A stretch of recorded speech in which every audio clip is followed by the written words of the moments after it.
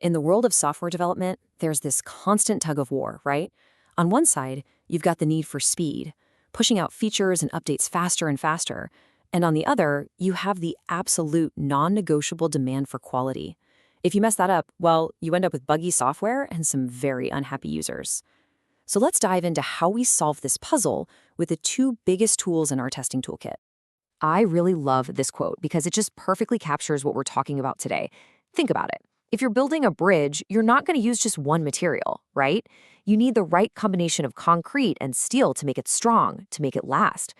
Well, building quality software is exactly the same. It needs a smart blend of two very different but equally crucial testing approaches. So, what are these two essential materials?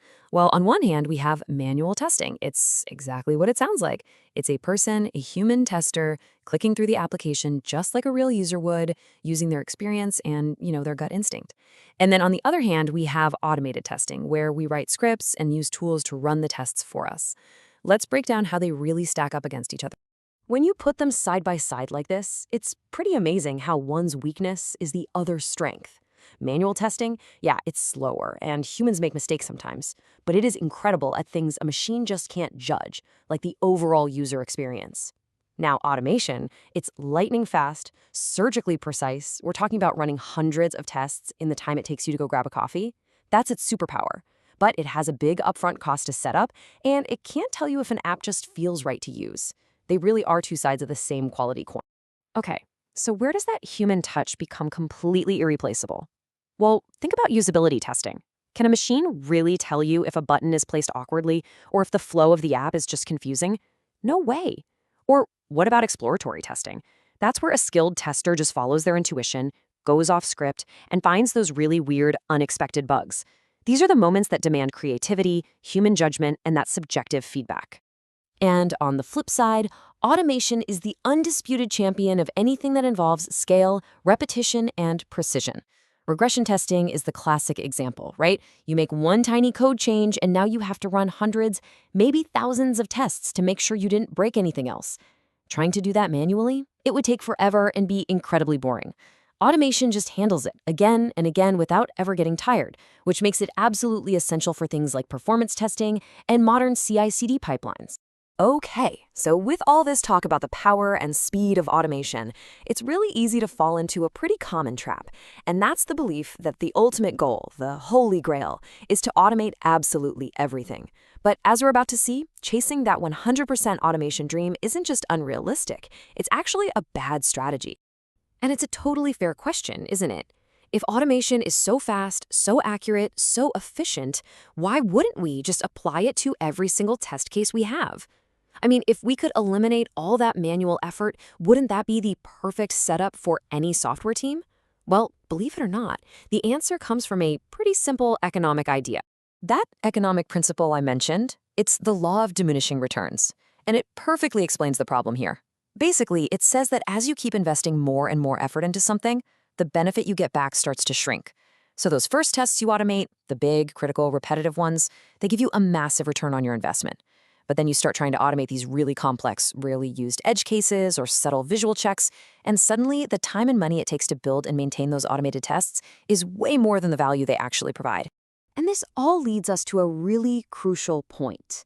You just can't automate human ingenuity. A script can verify that a function returns the right value, sure, but it can't tell you if that new feature feels clunky or out of place. It can't follow a hunch to uncover some bizarre bug that nobody could have predicted. And it definitely can't tell you if your app's design is aesthetically pleasing. For all that, you still need the creative, context-aware mind of a human tester. So, all of this brings us to the real solution. It's not about an either-or fight between manual and automation. The smartest, most effective strategy is a both-and approach. It's all about intelligently blending these two methods to create a testing process that's way more powerful than either one could be on its own. And this is what we call hybrid testing. And let's be clear, this isn't a compromise, it's a strategy. By combining the raw speed and accuracy of automation for all those repetitive jobs with the intuitive, exploratory power of manual testing, you end up creating this comprehensive safety net that catches a much wider range of problems way more efficiently. Now, the cool thing about the hybrid approach is that it isn't just one size fits all. Teams can pick the model that works best for them. First up, you have the sequential model. This is awesome for new projects where you're still figuring things out. You test manually until a feature is stable, and then you build out your automation for it. Next, there's the parallel model. This works really well for big, complex apps. Imagine one team manually testing a brand new shopping cart feature while automated scripts are hammering the checkout process at the very same time. And finally, you have the integrated model. This is kind of the gold standard for mature teams, where manual and automated tests are working together hand in hand in the same development cycle. Okay, so we know the hybrid approach is the goal, but how do you actually get there? How do you make that tough call on what to automate versus what to leave for your manual testers? Let's make this really practical. This right here is your playbook. Before you decide to automate anything, just run it through these questions. The more times you answer yes, the better the candidate for automation it is. By really focusing your efforts on tasks that are run all the time, that are tedious to do by hand, that are critical to your business, and that are stable, you make sure you're putting your automation efforts where they're going to give you the absolute biggest bang for your buck. So let's bring it all back to that bridge metaphor from the beginning. Your team has both of these tools, manual and automated testing. The question you really need to be asking is, are you using both materials together to build a complete, sturdy bridge of quality? Or are you just paving one side of the road, leaving your software exposed and incomplete? The best strategy isn't about picking a side. It's about building something strong together.